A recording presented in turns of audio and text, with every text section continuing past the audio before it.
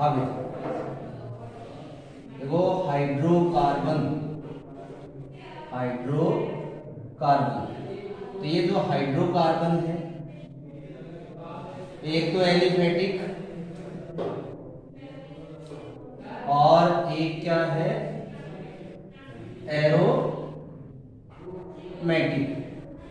ये दो हाइड्रोकार्बन है, एलिफेटिक और एरोमेटिक। इन दोनों में देखो डिफरेंस क्या है। ये ग्रीक वर्ड एलिफर से बना है। उस एलिफर का मतलब होता है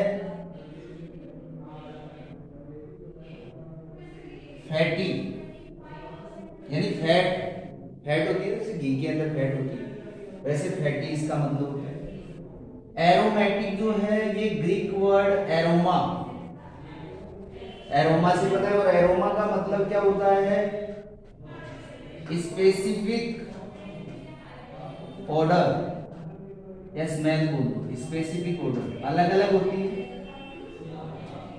एक दोनों में क्या डिफरेंस होता है, ये जो होते हैं एलिफेटिक, जैसे इसको अगर किसी भी कॉपर वायर पे लगाकर इसके कंपाउंड को अगर अपन जलाएंगे तो ये ब्लू कलर, कैसे ब्लू कलर में जलेगा। और ये वाला जो होता है, इसको अगर जलाएंगे, इस कंपाउंड को अगर जलाएंगे तो ये ब्लैक स्मोक, बिल्कुल काला धुआं होगा इसका, जैसे मान लो केरोसिन जल रहा है वैसे जलेंगे। तो ये तो नॉर्मली प्रैक्टिकली बात होगी कि एलिफेटिक क्या होता है, एरोमेटिक क्या होता है। एलिफेटिक जो होगा वो ब्लू कलर में जलेगा, और ये वाला ब्लैक स्मोक, ब्लैक काला धुआं निकलेगा जैसे केरोसिन में निकलता है। अब अपने केमिस्ट्री के अकॉर्डिंग अपन को कैसे पता चलेगा कि कौन सा कंपाउंड एलिफेटिक है और कौन सा एरोमेटिक है। एक क्वेश्चन इंपॉर्टेंट बनता है इसका। तो इन दोनों के अंदर क्या डिफरेंस है, कैसे पता चलेगा कि एरोमेटिक की कंडीशन क्या क्या होती है, कौन सा एरोमेटिक होगा और कौन सा एलिफेटिक होगा।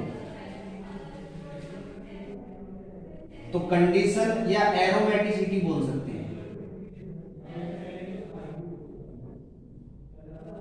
यानी कंडीशन ऑफ एरोमेटिक कंपाउंड, कौन सा कंपाउंड एरोमेटिक होगा। कंडीशन ऑफ एरोमेटिक कंपाउंड सबसे जो इंपॉर्टेंट कंडीशन है इसकी, एक तो साइक्लिक स्ट्रक्चर, यानी रिंग की फॉर्म में होंगे, जैसे बेंजीन है रिंग होती है उसमें। साइक्लिक स्ट्रक्चर अपन ने पढ़ा था पीछे क्लास में, रेजोनेंस। एक तो सबसे इंपॉर्टेंट बात है, देखो ये 12th में भी आएगी, हक्कल्स रूल, यानी ऐसे कंपाउंड जो हक्कल्स रूल को फॉलो करते हैं वो एरोमेटिक होते हैं। अब हक्कल्स रूल होता क्या है, साइक्लिक स्ट्रक्चर तो अपन वैसे आइडेंटिफाई कर ले, रेजोनेंस अपन ने पढ़ लिया, हक्कल्स रूल पढ़ना है, और एक कंडीशन और, sp2 हाइब्रिडाइजेशन। अब हाइब्रिडाइजेशन क्या होता है, नाम सुना है क्या। तो देखो sp2 हाइब्रिडाइजेशन कैसे निकालेंगे, रेजोनेंस अपन ने पढ़ लिया, ये दो बात अपन को पढ़नी है। सबसे इंपॉर्टेंट बात क्या है, हक्कल्स रूल। हक्कल्स रूल होता क्या है, कैसे ये फॉलो करता है। अब जैसे बेंजीन है, क्या बेंजीन हक्कल रूल को फॉलो कर रही है, ये बात समझो। तो एरोमेटिक कंपाउंड वो होंगे जिसमें एक तो साइक्लिक स्ट्रक्चर होगा, एक उसमें sp2 हाइब्रिडाइजेशन होगा, हक्कल्स रूल को फॉलो करेगा, और sp2 हाइब्रिडाइजेशन ही होगा। अब देखो हक्कल्स रूल क्या है, हक्कल्स रूल ये बहुत इंपॉर्टेंट है, मैथमेटिकल होता है ये। वो 4n + 2 पाई इलेक्ट्रॉन, ये हक्कल्स रूल है। 4n प्लस 2 पाई। इसका मतलब क्या है, अपन ने एक बात पढ़ी थी, बॉन्ड होते हैं, एक तो सिग्मा बॉन्ड होता है और एक क्या होता है, पाई बॉन्ड। यहां n जो है ये 0 1 2 डैश डैश ऐसे हो सकता है। वैसे n क्या है, नंबर ऑफ बेंजीन रिंग की संख्या n। अब आपको बेंजीन से मैं समझा रहा हूं, जैसे बेंजीन पे क्या ये फॉलो हो रहा है, बेंजीन की स्ट्रक्चर ये बेंजीन है, यही था बेंजीन। अब इसको ध्यान से देखो, इसमें 3 पाई बॉन्ड नजर आ रहे हैं, 1 2 और 3। अब कल रूल के 4n प्लस 2 पाई इलेक्ट्रॉन। अब मैंने कहा n क्या है, 0 1 2 3 ऐसे हो सकते हैं, और n है क्या, नंबर ऑफ बेंजीन रिंग। तो अपने पास नंबर ऑफ बेंजीन रिंग कितना है, एक ही तो है। n इक्वल टू कितना है, बेंजीन का एक ही। अब इसको इस फॉर्मूले में अप्लाई करो। अगर मैं n इक्वल टू यानी 4 n इक्वल टू 1, तो 4 इंटू 1 प्लस 2 पाई इलेक्ट्रॉन, तो कितना आंसर आया, 6 पाई इलेक्ट्रॉन। अरे यही तो है, अगर n इक्वल टू 1 मैंने अप्लाई कर दिया तो 6 पाई इलेक्ट्रॉन। मतलब हक्कल क्या कहता है कि अगर एक साइक्लिक रिंग है, n इक्वल टू 1 है, तो उस कंपाउंड में pi electron, number of pi electron कितने होने चाहिए, 6 होने चाहिए। जरा बेंजीन को देखो, बेंजीन में पाई बॉन्ड कितने हैं, 3 पाई बॉन्ड। चाहे बॉन्ड सिग्मा हो या पाई हो, एक बॉन्ड में नंबर ऑफ इलेक्ट्रॉन तो 2 ही होते हैं। 1 pi bond equal to 2 electron, और अपने पास पाई बॉन्ड कितने हैं, 3। तो 3 इंटू 2 इक्वल टू कितना है, 6 ही तो आएगा। मैच कर रहे हैं, इसका मतलब बेंजीन में हक्कल रूल फॉलो हो रहा है। कैसे हुआ, n क्या है, नंबर ऑफ बेंजीन रिंग, तो n इक्वल टू 1 लिखा, n इक्वल टू 1 इसमें अपन ने रखा, तो 6 पाई इलेक्ट्रॉन। मतलब n की वैल्यू 1 हो तो उस कंपाउंड में या उस मॉलिक्यूल में पाई इलेक्ट्रॉन कितने होने चाहिए, 6।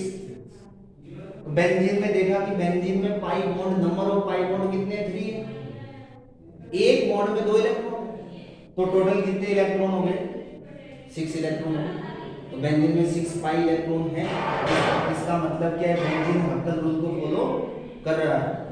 दूसरा इसका एग्जांपल देखो, अगर अपन n इक्वल टू, मान लो कोई कंपाउंड है उसमें n इक्वल टू कितना है, 2, तो n इक्वल टू 2 अगर इसमें वैल्यू को रखोगे तो 4 इंटू 2 प्लस 2 पाई इलेक्ट्रॉन, तो टोटल उसमें कितने, 10 पाई इलेक्ट्रॉन होने चाहिए।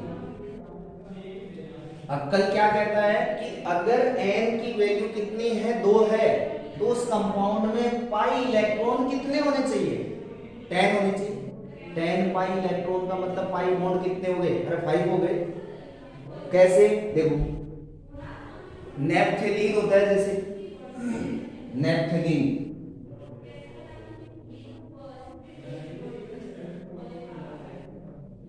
तो नेपथलीन की स्ट्रक्चर क्या होती है,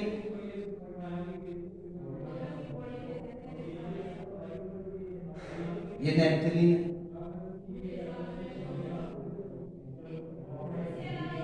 ये देखो n इक्वल टू कितना है इस नेपथलीन में, 2।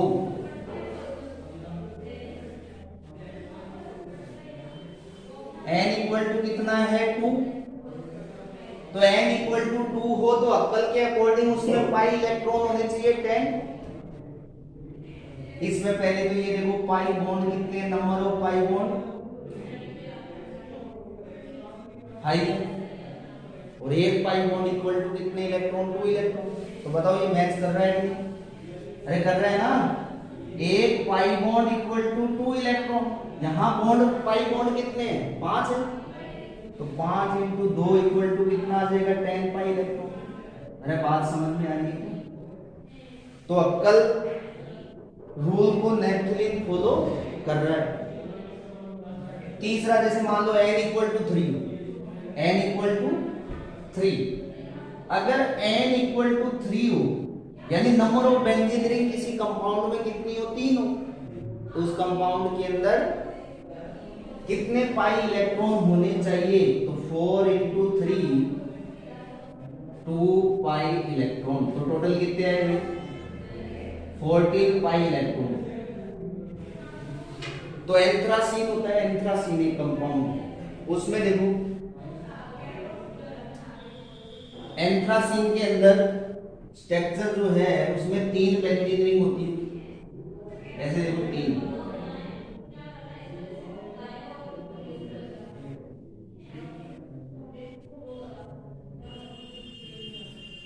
ऐसे बना सकते हैं,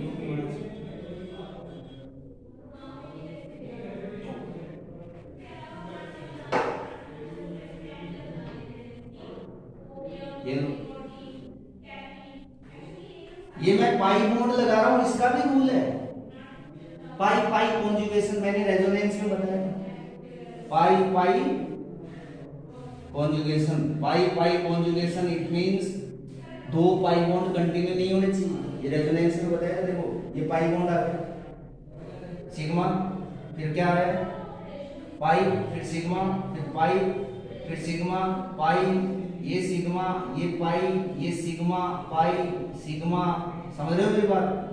अरे कॉन्जुगेशन को फॉलो कर रहा है ना। रेजोनेंस कहां होगा, जहां पाई पाई कॉन्जुगेशन होगा, pi pi conjugation it means 2 pi bond continuity में कभी भी नहीं होने चाहिए, उनके बीच में सिग्मा बॉन्ड होना चाहिए, यहां वो फॉलो हो रहा है। फिर मैंने कहा क्या इसमें हक्कल रूल फॉलो हो रहा है, तो हक्कल क्या कहता है, if the n equal 3 then number of pi of electron 14 होने चाहिए। तो इसमें कितने इलेक्ट्रॉन है जरा देखो, पहले तो पाई बॉन्ड देखो कितने, 1 2 3 4 5 6 और 7, एक पाई बॉन्ड इक्वल टू कितने इलेक्ट्रॉन, 2, सही है, 7 इंटू 2 इक्वल टू 14। अरे बोलो समझ में आ रही है ना बात, क्लियर हो गई ना? तो ये सारी के सारी क्या कर रहे हैं, हक्कल रूल को फॉलो कर रहे हैं। अब मुझे प्रूव करना है, जैसे आपसे पूछ ले कि प्रूव करो बेंजीन जो है वो एक एरोमेटिक कंपाउंड है, तो कैसे प्रूव करेंगे? बहुत सिंपल सी बात है, एरोमेटिक कंपाउंड वो होंगे जो साइक्लिक स्ट्रक्चर हो, फर्स्ट, सेकंड उनमें रेजोनेंस होना चाहिए, और रेजोनेंस कहाँ होगा, जहां पे पाई बॉन्ड होगा, और पाई बॉन्ड के साथ साथ उसमें पाई पाई कॉन्जुगेशन भी। अगली कंडीशन, हक्कल रूल को फॉलो होना चाहिए, और sp2 हाइब्रिडाइजेशन होना चाहिए। अब देखो एक चीज और देखो, हक्कल रूल तो अपन ने देख लिया, अब छोटा सा मैं बता रहा हूँ जैसे हाइब्रिडाइजेशन अपन कैसे निकालेंगे, कि मुझे तो बेंजीन को एक एग्जांपल के रूप में ले लो, बेंजीन को प्रूव करो कि बेंजीन जो है वो एक एरोमेटिक कंपाउंड है। कैसे? ये बेंजीन, ये रहा बेंजीन, तो सबसे पहली कंडीशन मैंने कहा साइक्लिक, तो बताओ ये कंडीशन अप्लाई हो रही है, साइक्लिक है। फिर मैंने कहा रेजोनेंस होना चाहिए, तो इसमें रेजोनेंस है, रेजोनेंस होगा ना ऐसे, अपन ने पिछली क्लास में पढ़ लिया, रेजोनेंस ऐसे होगा, ये लो ऐसे चलता रहेगा, रेजोनेंस की। फिर मैंने कहा हक्कल रूल, हक्कल रूल को ही फॉलो कर रहा है, क्योंकि हक्कल कहता है कि n इक्वल टू 1 तो पाई इलेक्ट्रॉन होने चाहिए 6, तो इसमें 6 इलेक्ट्रॉन है पाई, क्योंकि पाई बॉन्ड कितने हैं, 3, तो पाई इलेक्ट्रॉन, एक pi bond equal to 2 electron, तो टोटल 6 पाई इलेक्ट्रॉन, ये भी फॉलो हो रहा है। अब एक कंडीशन और बच गई, हाइब्रिडाइजेशन क्या होना चाहिए, sp2। तो एक शॉर्ट सा तरीका बता रहा हूं मैं, देखो हाइब्रिडाइजेशन इक्वल टू होता क्या है, लोन पेयर और एक होता है बॉन्ड पेयर। लोन पेयर अपन ने पहले पढ़े, जो इलेक्ट्रॉन बॉन्ड बनाने के बाद बच जाते हैं। तो लोन पेयर और बॉन्ड पेयर का मतलब होता है सिग्मा बॉन्ड। अगर इन दोनों का टोटल है 2, तो हाइब्रिडाइजेशन क्या होगा sp। अगर दोनों का टोटल 3 है तो sp2, और अगर दोनों का टोटल कितना है 4 है तो sp3। ऐसे चलता है। तो फिलहाल अपना काम यहीं तक चल जाएगा। मैं कोई भी कार्बन की बात करूं, ये कार्बन है, देखो इस कार्बन पे एक S तो होता ही होता है, क्योंकि बेंजीन जो होता है ना, बेंजीन, उस बेंजीन का फॉर्मूला क्या है, मॉलिक्यूलर C6H6, यानी every carbon atom have one hydrogen. एक कार्बन के पास एक हाइड्रोजन होगा। काउंट करो जरा, कार्बन के पास नंबर ऑफ बैलेंस इलेक्ट्रॉन कितने होते हैं, 4। अरे 4 ही होते हैं कार्बन के पास। तो कितने बॉन्ड बना रहे हैं, 4 ही बॉन्ड बना रहे हैं। ये लो, ये 4 बॉन्ड बना रहे हैं। ये सिग्मा है। सिंगल बॉन्ड जहां भी होगा वो सिग्मा हो, डबल बॉन्ड जहां भी होगा वो एक पाई और एक सिग्मा। ये सिग्मा, ये पाई, ये सिग्मा। अब मैं इस कार्बन की बात करूं तो इस कार्बन के पास सिग्मा बॉन्ड कितने हैं, 3 सिग्मा बॉन्ड है। 3 सिग्मा बॉन्ड, और लोन पेयर तो 0 ही है। अरे लोन पेयर मतलब इलेक्ट्रॉन बचे नहीं ना, कार्बन के पास 4 इलेक्ट्रॉन है, चारों के चारों बॉन्ड फॉर्मेशन कर रहे हैं, तो लोन पेयर 0, तो आंसर कितना, 3 ही है। मैंने कहा अगर लोन पेयर और बॉन्ड पेयर यानी सिग्मा बॉन्ड का टोटल कितना है, 2 आए तो sp, 3 आए तो sp2, 4 आए तो sp2, तो इसका मतलब आंसर 3 आ रहा है। तो यहाँ बेंजीन में जो कार्बन है उसका हाइब्रिडाइजेशन क्या है, sp2। अरे कोई बात समझ में आ रही है क्या? चारों कंडीशन फॉलो कर रहा है बेंजीन, इसका मतलब बेंजीन क्या है, एक एरोमेटिक कंपाउंड है, साइक्लिक भी है, रेजोनेंस भी है, अक्कल रूल को ही फॉलो कर रहा है।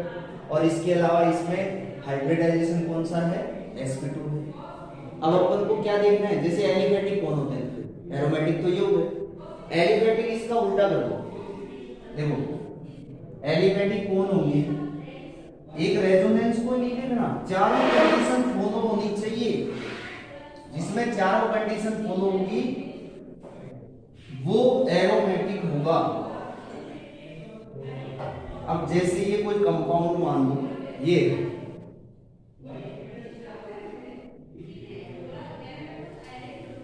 ऐसे मान लो, यहां प्लस है, देखो इसको एलाइल ग्रुप बोलते हैं, एलाइल कार्बोकेटाइन। तो पहली बात तो इसमें रेजोनेंस होगा। रेजोनेंस कैसे होगा, कंडीशन देखो, मैंने कहा पाई बॉन्ड के बाद कौन आ रहा है, सिग्मा, और सिग्मा के बाद क्या आ रहा है, वापस पॉजिटिव आ रहा है, तो रेजोनेंस हो जाएगा। क्योंकि 2 पाई बॉन्ड कंटिन्यू नहीं है, रेजोनेंस कैसे होगा, ये यहां आ जाएगा, पाई बॉन्ड शिफ्ट हो गया और ये यहां शिफ्ट हो जाएगा, ये plus CH double bond CH2। इसमें रेजोनेंस तो है, रेजोनेंस है। अगर एक बात और देखो तो इसमें ये पाई बॉन्ड और एक सिग्मा, तो टोटल इसके पास 3 सिग्मा है, तो sp2 हाइब्रिडाइजेशन। लेकिन ये कौन है, अक्कल रूल को फॉलो नहीं कर रहा, क्योंकि वहां तो साइक्लिक रिंग आनी चाहिए और इसमें साइक्लिक रिंग भी नहीं है। एरोमेटिक वही होगा जिसमें जितने भी एटम होंगे वो सारे के सारे कौन होने चाहिए, sp2 हाइब्रिड स्टेट में होने चाहिए, मतलब sp2 हाइब्रिडाइजेशन होना चाहिए। तो इसमें तो sp2 है, लेकिन दिक्कत कहाँ हो गई, साइक्लिक स्ट्रक्चर नहीं है और अक्कल रूल को फॉलो नहीं करता, तो ये कौन से में आएगा, एलिफेटिक में आएगा। बात समझ में आ रही? ये सिंपल सी बात याद रखो, ये स्ट्रेट कार्बन चेन, ये लो स्ट्रेट कार्बन चेन है, तो इसमें ना तो साइक्लिक रिंग है, ना ही अक्कल रूल को फॉलो करेगा, ना ही इसमें रेजोनेंस होगा, इसमें तो कुछ होगा ही नहीं। तो इसका मतलब तो ये तो प्योर क्या हो गया, एलिफेटिक। तो इतना सा कॉन्सेप्ट याद रखना है। अब मैं एक छोटा सा क्वेश्चन बता रहा हूँ, देखो अगर आया था कंपटीशन में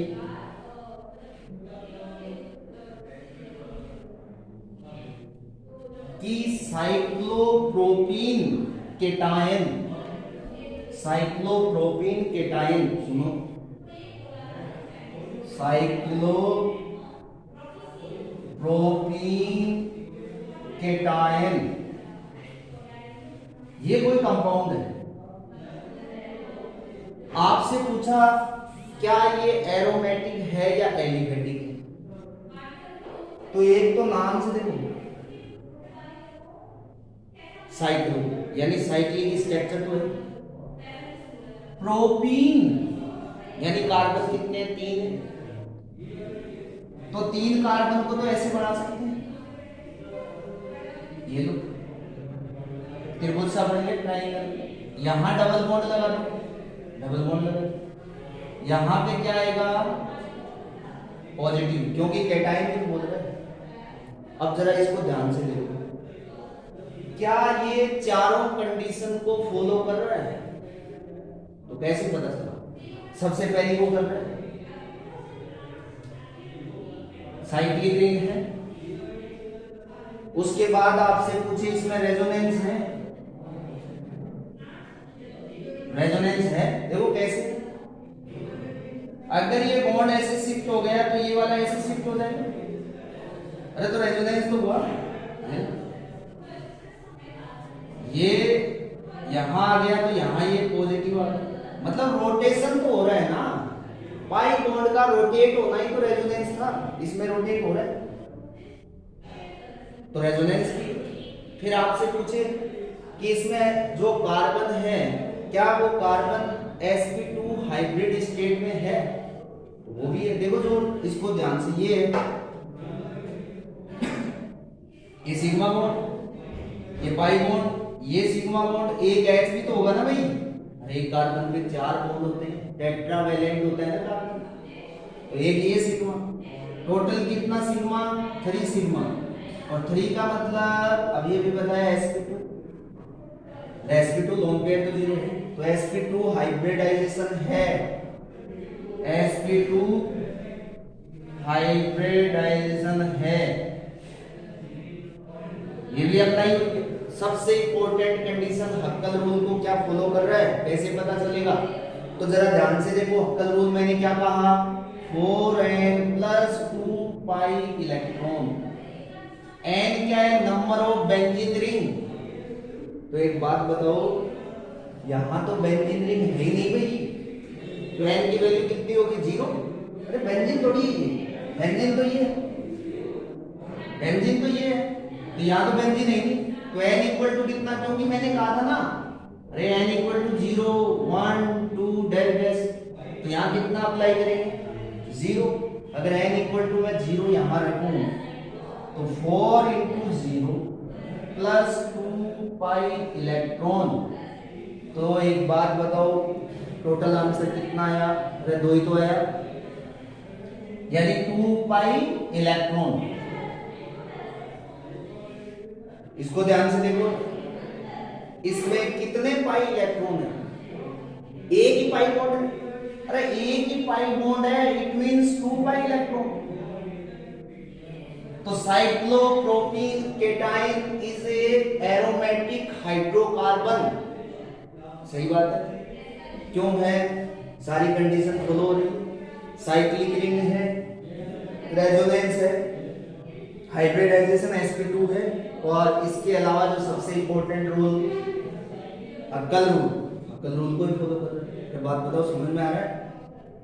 अब जैसे इसमें इसी का एक छोटा सा एग्जांपल और मैं पूछूं, देखो कि साइक्लोप्रोपीन एनाइन, केटाइन की जगह मैंने क्या लिख दिया, साइक्लोप्रोपीन